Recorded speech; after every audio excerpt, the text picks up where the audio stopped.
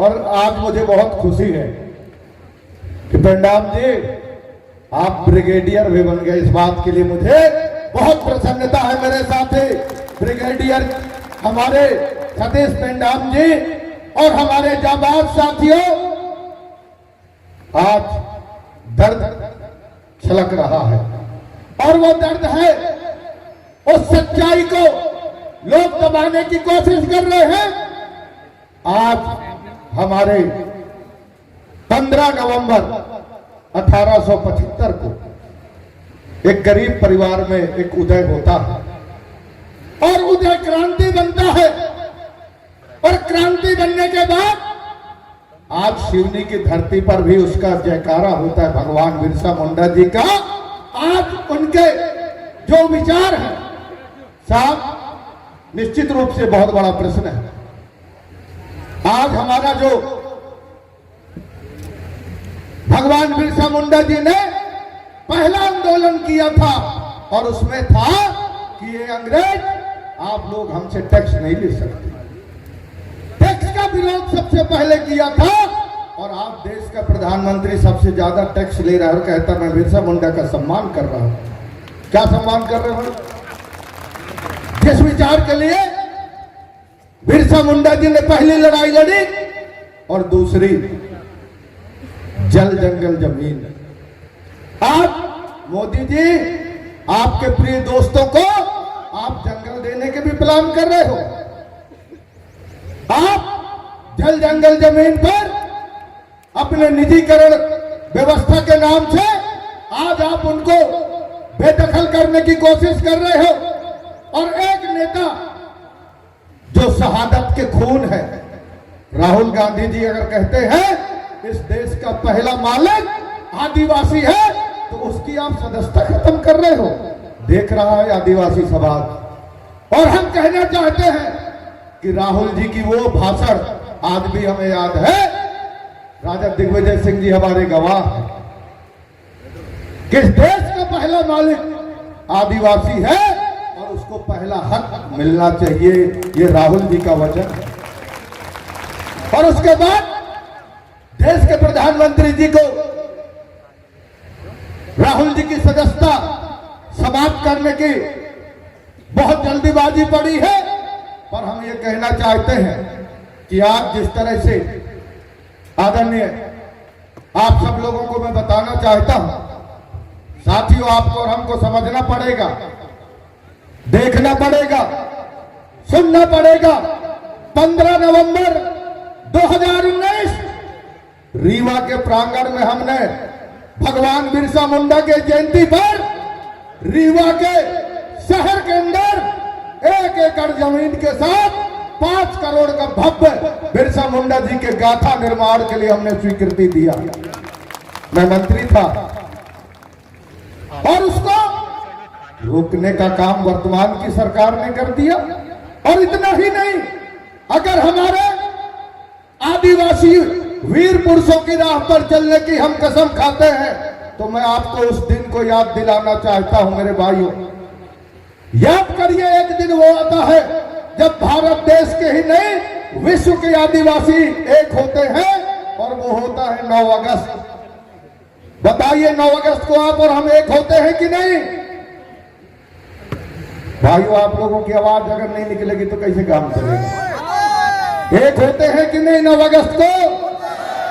लोकेश, 9 अगस्त कितने लोग हैं जो 9 अगस्त मनाने वाले हैं? जरा हाथ उठाओ। आदिवासी दिवस की छुट्टी हमने दिया था और पैसा भी भेजने का काम किए थे, खजाना खोलने का भी काम किया था। और सरकार बदलती ही पहला काम आदिवासी दिवस की छुट्टी बंद किया गया। पवार जी, हम एक दर्द आपको बताना चाहते हैं, पहली बार आपके सामने हम बोल रहे हैं।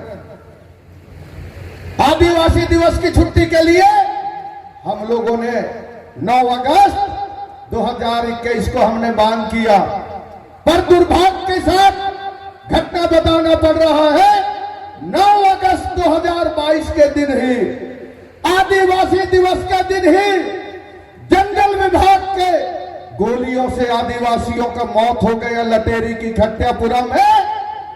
आप लोगों को, हम लोगों को समझने की बात है।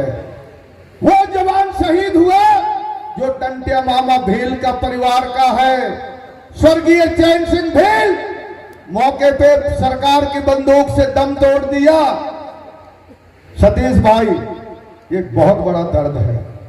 उन्होंने ये आदिवासी दिवस पर सिर्फ लटेरी में ही गोली नहीं, हमारे भावनाओं पर प्रदेश सरकार की गोली चली।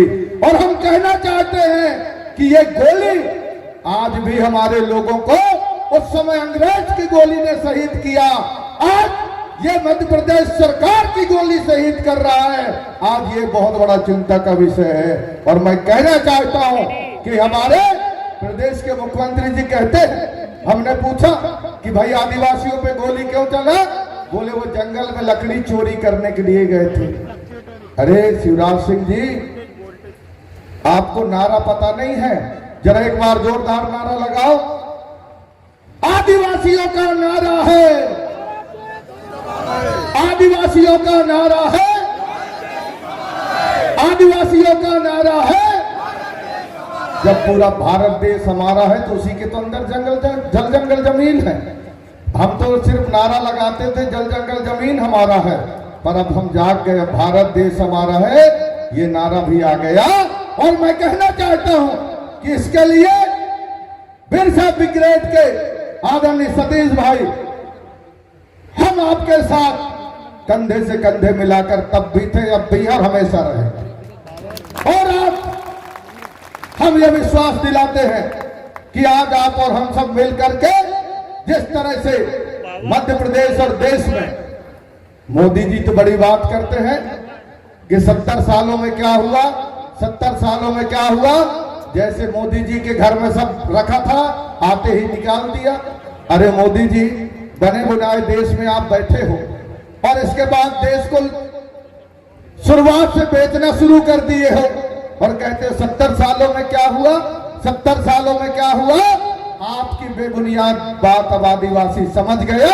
अब आपको जवाब देगा आदिवासी समाज कि आपकी असत्य बात अब नहीं चलने वाला है। और आज हमारे बीच में आदरणीय राजा साहब हैं। राजा साहब, आपके जो आदिवासियों के प्रति हमेशा स्नेह है, हमें पूरा विश्वास है। और भाइयों, ये याद रखना, मैं ओंकार सिंह मरकाम आप सब लोगों से निवेदन करता हूं कि अगर मैं कैबिनेट में था तो आदिवासियों के हित में पूरी ताकत के साथ लड़ता था। और मैंने जो 10 महीना बच्चों को हॉस्टल में रखते हैं, मैंने 12 महीने करने का निर्णय लिया था। आदिवासी वन ग्रामों को बेदखल करने का माननीय सर्वोच्च न्यायालय का आदेश था, उसके विरुद्ध सर्वोच्च न्यायालय में अपील करके फरवरी 19 में हमने अनुमति मांगा कि जो 3.5 लाख लोगों को बेदखल करने का सर्वोच्च न्यायालय का आदेश था, उसमें पुनर्विचार करने का अवसर लिया।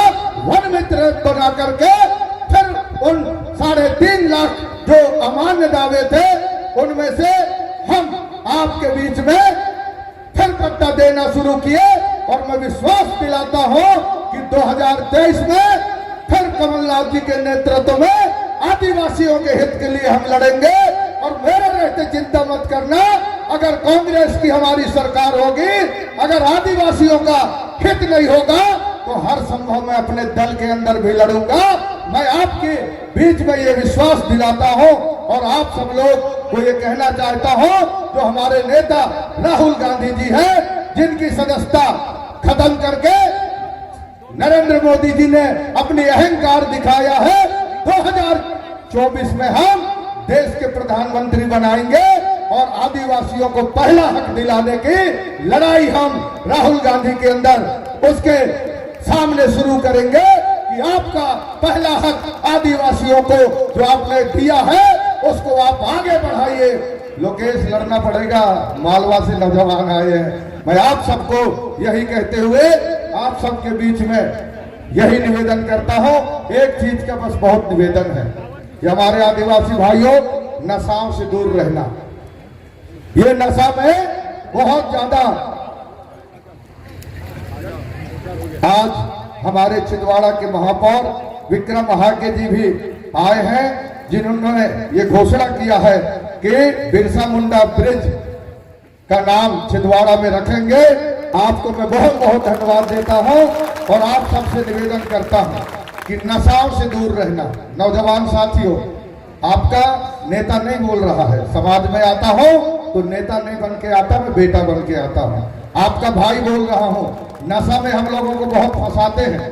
अगर मैं नशा में रहता तो बड़े बड़े लोग अभी ट्रैक्टर चलवाते, जेसीबी चलवाते।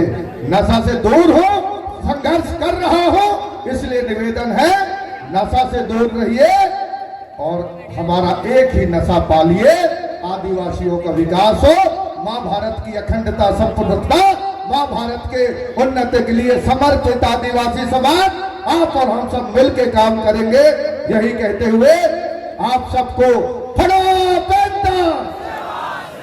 काली कंकाली दायिता, जय जोहार, जय आदिवासी।